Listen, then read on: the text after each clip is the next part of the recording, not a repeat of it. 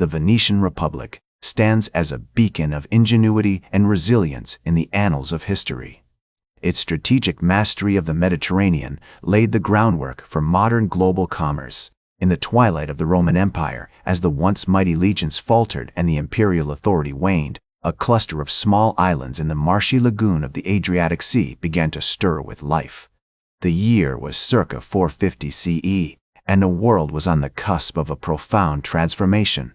As the Western Roman Empire crumbled beneath the weight of internal strife and external pressures, a new power was slowly taking shape amidst the mist-shrouded waters and mudflats of the Venetian lagoon.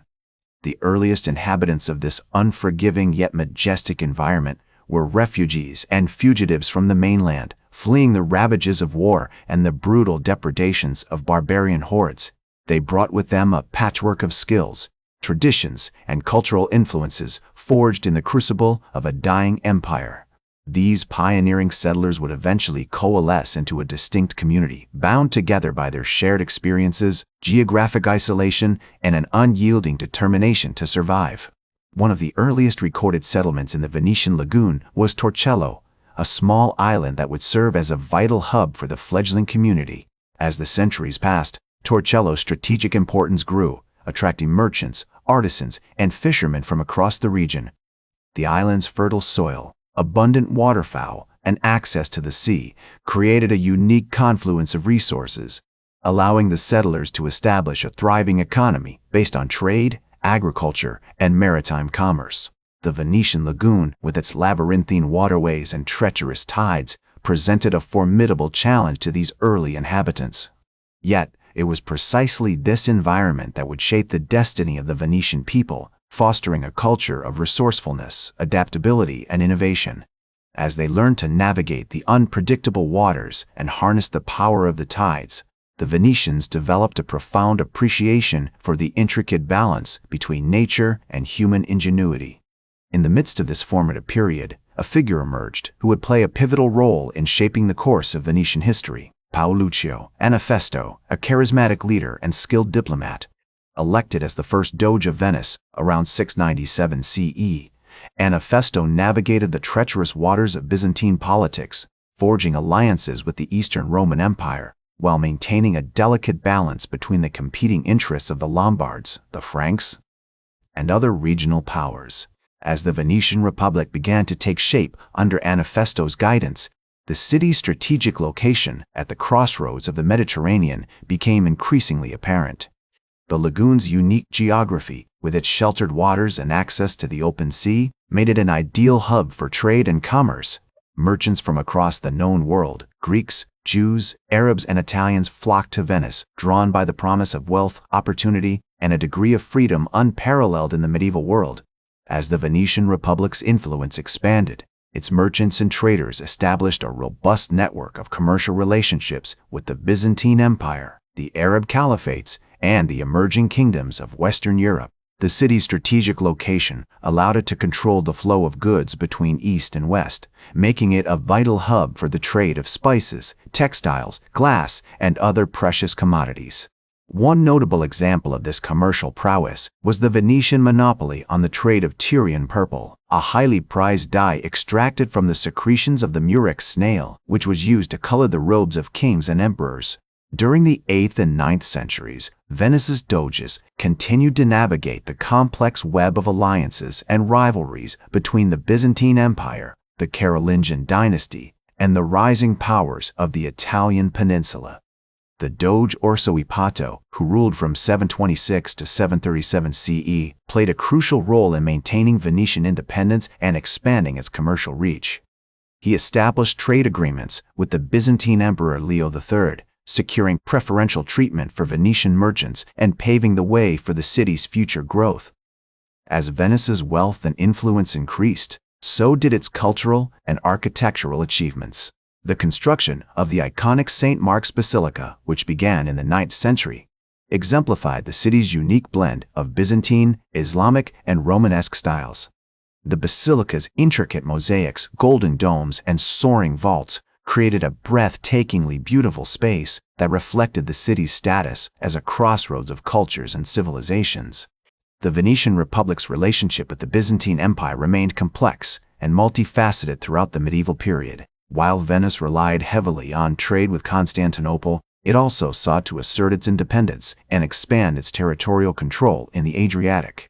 The Doge Pietro Tradonico, who ruled from 836 to 864 CE, launched a series of military campaigns against the Slavic tribes of Dalmatia, securing key territories and establishing Venetian dominance over the region. As the 10th century dawned, Venice's ascendancy as a maritime power continued unabated, with its merchant fleet dominating the Adriatic and establishing trade routes that spanned the Mediterranean. The Doge Pietro, the second Orseolo, who ruled from 991 to 1009 CE, played a pivotal role in consolidating Venetian control over the Dalmatian coast, launching a series of military campaigns against the Croatian kingdoms and securing key territories such as Zara, Trogir, and Split. This expansion not only increased Venice's territorial holdings, but also provided a strategic foothold for further trade and commerce in the region. One notable example of Venetian commercial prowess during this period was the establishment of the Rialto market, which emerged as a major hub for the trade of goods such as grains, spices, and textiles. The market's location on the Grand Canal, with its easy access to the sea and proximity to the city's political and economic centers, made it an ideal spot for merchants to buy and sell goods. As the Rialto market grew in importance, it attracted traders from across the Mediterranean, including Greeks, Jews, and Arabs, who came to Venice to take advantage of its unique position as a crossroads of East and West. The Venetian Republic's relationship with the Holy Roman Empire also underwent significant developments during this period. In 983 CE, the Doge Tribuno Memo secured a valuable trade agreement with the Emperor Otto II, granting Venetian merchants preferential treatment and access to imperial markets. This agreement not only boosted Venice's trade, but also helped to establish the city as a key player in the complex web of alliances and rivalries between the Holy Roman Empire, the Byzantine Empire, and the emerging kingdoms of Western Europe. As Venice's wealth and influence continued to grow, so did its cultural and artistic achievements. The construction of the iconic San Zaccaria Church, which began in the 10th century, exemplified the city's unique blend of Byzantine and Romanesque styles with its intricate mosaics, ornate capitals, and soaring vaults, creating a breathtakingly beautiful space that reflected the city's status as a crossroads of cultures and civilizations.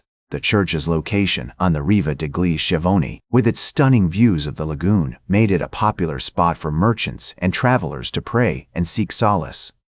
The Doge Orseolo's successor, Otto Orseolo, who ruled from 1009 to 1026 CE, continued to expand Venice's territorial holdings, launching a series of military campaigns against the Lombards and securing key territories such as Treviso and Feltre.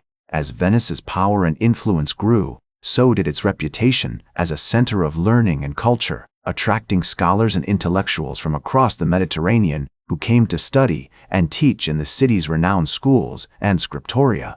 During this period, Venice also established a complex system of governance, with the Doge serving as the head of state and the Great Council, composed of noble families, advising on matters of war, trade, and diplomacy. This system allowed for a delicate balance of power between the Doge and the nobility, preventing any one individual or family from dominating the government and ensuring that decision-making remained a collective process. As the Venetian Republic continued to evolve and grow, this system of governance would play a crucial role in maintaining stability and promoting the city's unique blend of commerce, culture, and politics. As the 11th century progressed, Venice's system of governance continued to evolve, with the Great Council playing an increasingly important role in advising the Doge on matters of state. One notable example of this was during the reign of Doge Domenico Flabanico, who ruled from 1032 to 1043 CE and oversaw a significant expansion of Venice's trade relationships with the Byzantine Empire.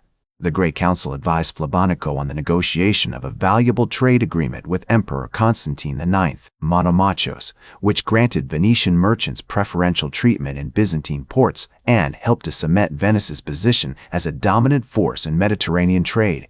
The growth of Venice's trade relationships with the Byzantine Empire also led to an increase in cultural exchange between the two powers. Many Venetian merchants and travelers returned from their journeys to the east with stories of the grandeur and sophistication of Byzantine culture, and this helped to fuel a growing interest in classical learning and art among the Venetian nobility. One notable example of this was the construction of the Church of San Marco, which began during the reign of Doge Domenico Cantarini in the mid-11th century. The church's intricate mosaics and ornate decorations were heavily influenced by Byzantine styles, and it quickly became a symbol of Venice's growing wealth and cultural sophistication. As Venice's trade relationships with the Byzantine Empire continued to grow, the city also began to establish itself as a major center of shipbuilding and maritime technology. The Venetians developed a number of innovative designs for ships, including the famous Tauride cargo vessel, which was capable of carrying large quantities of goods across long distances.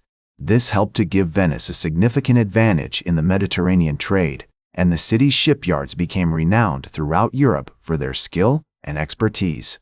The reign of Doge Domenico Salvo, who ruled from 1071 to 1084 CE, saw a significant expansion of Venice's territorial holdings on the mainland. Salvo launched a series of military campaigns against the nearby city of Treviso, which had long been a rival of Venice, and eventually succeeded in incorporating it into the Venetian state. This expansion helped to give Venice greater control over the trade routes of northern Italy, and it also provided a strategic foothold for further expansion into the region. As Venice's power and influence continued to grow, the city also began to play an increasingly important role in the complex web of alliances and rivalries between the major powers of Europe.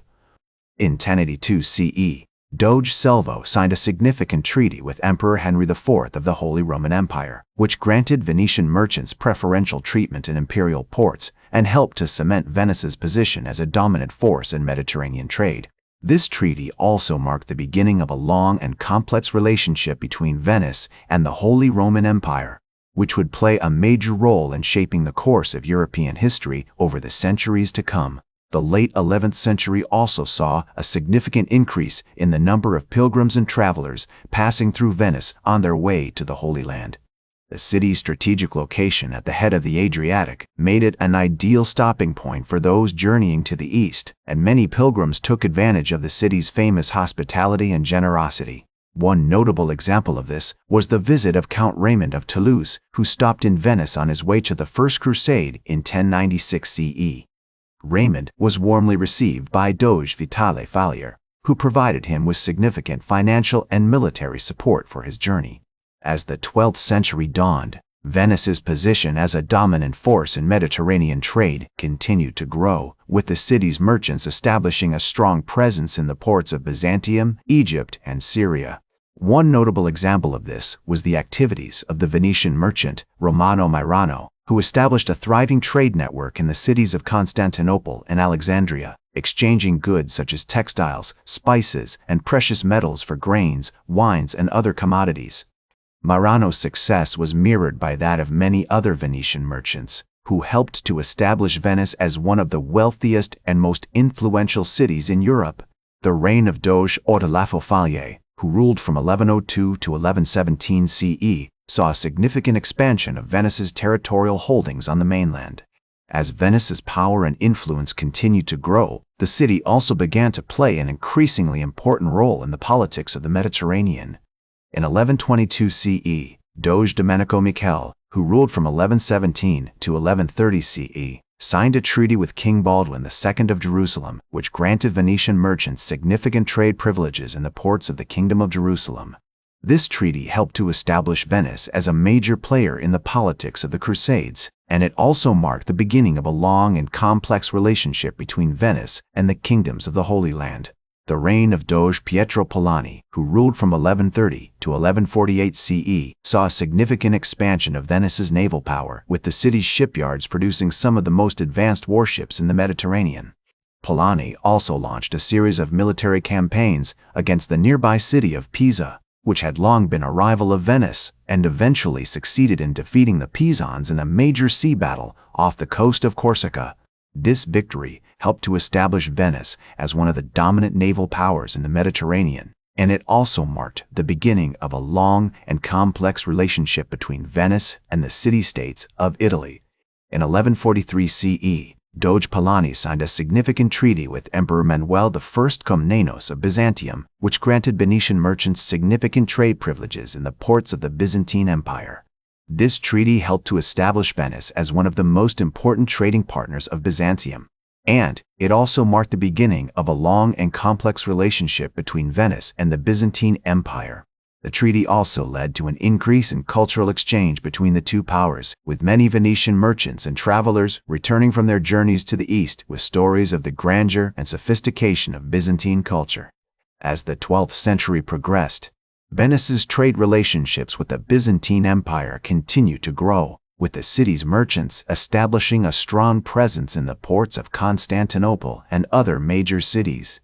In 1158 CE, Doge Vitale II Michiel, who ruled from 1156 to 1172 CE, signed a treaty with King William I of Sicily, which granted Venetian merchants significant trade privileges in the ports of the Kingdom of Sicily.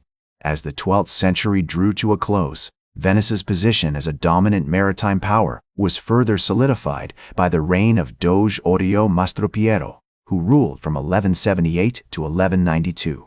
During his tenure, Venice continued to expand its trade relationships with the Byzantine Empire. And in 1187, the city signed a significant treaty with Emperor Isaac II Angelus, which granted Venetian merchants extensive privileges and exemptions in Byzantine territories. This treaty marked a major milestone in the development of Venetian-Byzantine relations and cemented Venice's position as a leading player in the Mediterranean trade. The early 13th century saw the rise of Doge Enrico Dandolo, who ruled from 1192 to 1205 and played a crucial role in shaping the course of Venetian history. In 1204, Dandolo led the Fourth Crusade, which resulted in the sack of Constantinople and the establishment of the Latin Empire. Venice emerged as a major beneficiary of this campaign, gaining control over a significant portion of the Byzantine Empire's territories, including the strategic island of Crete.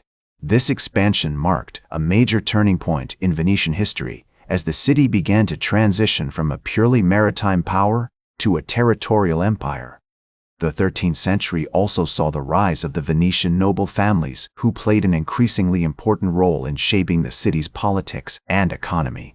The Gradenigo, Tiepolo, and Morosini families, among others, emerged as dominant forces in Venetian society, and their rivalries and alliances which shaped the course of the city's history for centuries to come. In 1229, Doge Jacopo Tiepolo, a member of one of these prominent families, introduced significant reforms to the Venetian government, including the creation of the Great Council, which would serve as the supreme governing body of the city. The 14th century saw Venice face significant challenges, including the Black Death, which devastated the city's population in 1348, and the rise of rival powers such as Genoa and Milan. However, under the leadership of Doge Andrea Dandolo, who ruled from 1343 to 1354, Venice was able to navigate these challenges and emerge stronger than ever. In 1350, Dandolo introduced a new series of laws and regulations, known as the Statutes of Venice, which would serve as the foundation of the city's government for centuries to come. The 15th century saw Venice reach the height of its power, with a vast empire stretching from the Adriatic to the Black Sea. The city's merchants and traders dominated the Mediterranean trade, and its navy was unparalleled in strength and sophistication. In 1453, Doge Francesco Foscari, who ruled from 1423 to 1457, oversaw the construction of the magnificent St. Mark's Basilica, which would become a symbol of Venetian power and culture. However, the 16th century saw the beginning of Venice's decline as the city faced significant challenges from the rise of Ottoman Empire and the discovery of new trade routes to Asia. In 1571, the Venetian fleet was defeated by the Ottomans at the Battle of Lepanto, marking a major turning point in the city's history. Despite this setback, Venice continued to maintain its independence and cultural vitality, and in 1580, Doge Sebastiano Ziani introduced significant reforms to the city's government, including the creation of the Council of Ten, which would serve as the supreme governing body of the city. The 17th and 18th centuries saw Venice continue to decline, as the city faced significant challenges from the rise of European powers such as Austria and France. In 1797, Napoleon's armies conquered Venice, marking the end of the Venetian Republic after over 1,000 years of independence. The Treaty of Campo Formio, signed in October of that year, officially dissolved the Venetian Republic and ceded its territories to Austria. The city's famous government, with its complex system of councils and magistracies, was dismantled, and Venice became a mere province of the Austrian Empire. From its humble beginnings as a maritime trading post to its rise as a dominant empire, Venice's story serves as a powerful reminder that even the most magnificent civilizations are subject to the whims of time and the forces of change. And yet, despite its eventual decline and fall, the Venetian Republic's legacy continues to inspire and captivate us, offering a profound lesson in the importance of adaptability, cultural exchange, and the enduring human spirit. Thank you for joining me throughout this historical journey. That's all for today's History with Herodotus. Remember to like, share, and subscribe. And until next time, remember that, to understand the present, we must first understand the past.